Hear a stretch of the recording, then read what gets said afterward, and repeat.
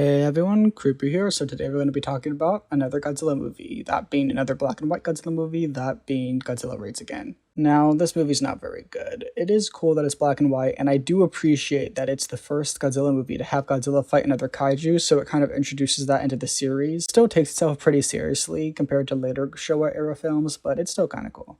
Out of the Godzilla films, this one does feel like one of the cheaper ones compared to other movies. Like, there are a few that are clearly more cheap, but this one, compared to the original, does feel a little more cheap, although it is quite cool that it introduces Anguirus, one of the most popular kaijus from the Godzilla franchise, the only ones being bigger than him are the big five, that being Godzilla, King Ghidorah, Mothra, Rodan, and Mechagodzilla. Ironically, Mechagodzilla is one of the last few kaijus to be introduced within the Showa franchise, so it's kind of interesting that he's become one of the most iconic characters within the Showa franchise. So I do appreciate what Godzilla Raids Again does for the series, because it's kind of starting off the whole fighting other monsters, which does go on to the third film, and it's in color with King Kong versus Godzilla, so that's really cool that this can kind of introduce ideas that will be more in the future films, so that's cool. Although I will say that the Godzilla design in Godzilla Raids Again is one of my least favorite Godzilla designs from the Showa films. It's not as bad as some of the cheap ones in the middle of the franchise in the Showa series, but I will say it's not my favorite. Something feels off about it. Although it is interesting that this is the one that introduces the Showa Godzilla, because the original Godzilla within the first movie ends up dying, and so this is a second incarnation of Godzilla who will be going until the end of the series, even though his design is constantly changing. But hey, it's actually the same guy, so that's kind of interesting, and I think that is pretty cool that the Godzilla that most people know from the 60s to 70s is introduced within this movie. Although I will say it could be much better. I do still appreciate what it does for the franchise in a whole, and it probably is one of the Showa films one would probably want to check out to understand the history of Godzilla and how Godzilla has become what he is. The next movie that we will be covering within this Kaiju Christmas fun little thing that I'm doing as a remembrance of the past is Godzilla Minus One, and that's one of my favorite Godzilla movies, so I will probably have more to say about it, other than, oh no, I don't really like this movie.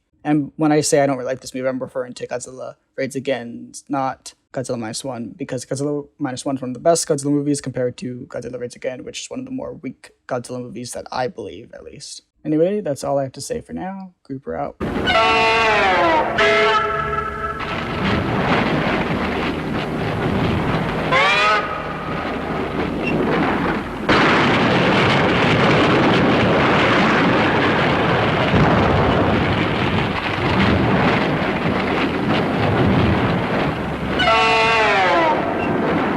Socialism is when the government does stuff. And it's more socialism, the more stuff it does. And if it does a real lot of stuff, it's communism.